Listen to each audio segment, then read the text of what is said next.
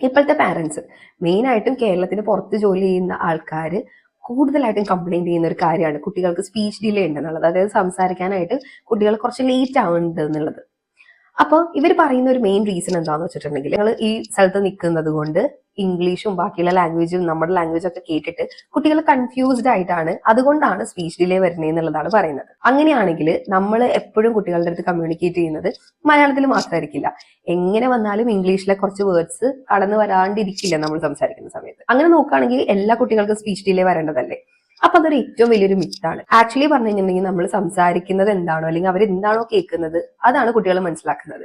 അല്ലാതെ കുട്ടികൾക്ക് അറിയില്ല ഈ വേർഡ് ഹിന്ദി ആണോ ഇംഗ്ലീഷ് ആണോ മലയാളമാണോ എന്നൊന്നും അറിയില്ല. ഒരു കുട്ടിക്ക് 5 ലാംഗ്വേജ് വരെ ഒരു സമയത്ത് പഠിക്കാൻ പറ്റുന്നതാണ് പറയുന്നത്. അപ്പൊ ഇതിനകത്തുള്ള ഏറ്റവും വലിയ പ്രശ്നം, അതായത് സ്പീച്ച് ഡിലേ വരാനുള്ള ഏറ്റവും വലിയ ചാൻസ് എവിടെയാണെന്ന് വെച്ചിട്ടുണ്ടെങ്കിൽ, സാധാരണ കുട്ടികളുടെ ഫസ്റ്റ് ലാംഗ്വേജ് എന്ന് പറയുന്നത് മദർ ടങ് ആണ് ശരിക്കും വരേണ്ടത്.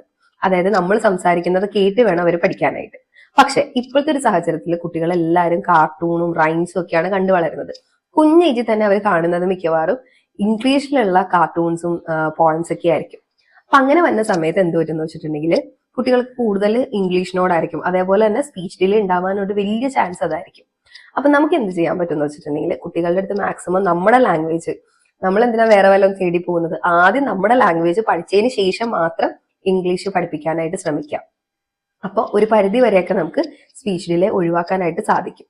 ഇനി പഠിപ്പിക്കൽ മാത്രം പോരാട്ടോ, കുട്ടികളുടെ കൂടെ കുറെ നേരം സ്പെയർ ചെയ്ത് അവർക്ക് ഓരോന്ന് പറഞ്ഞു കൊടുക്കാൻ കൂടി വേണം. എന്നാൽ മാത്രമാണ് നമുക്ക് സ്പീച്ച് ഡെവലപ്മെന്റ് നന്നായിട്ട് വരുത്താനായിട്ട് പറ്റുള്ളൂ.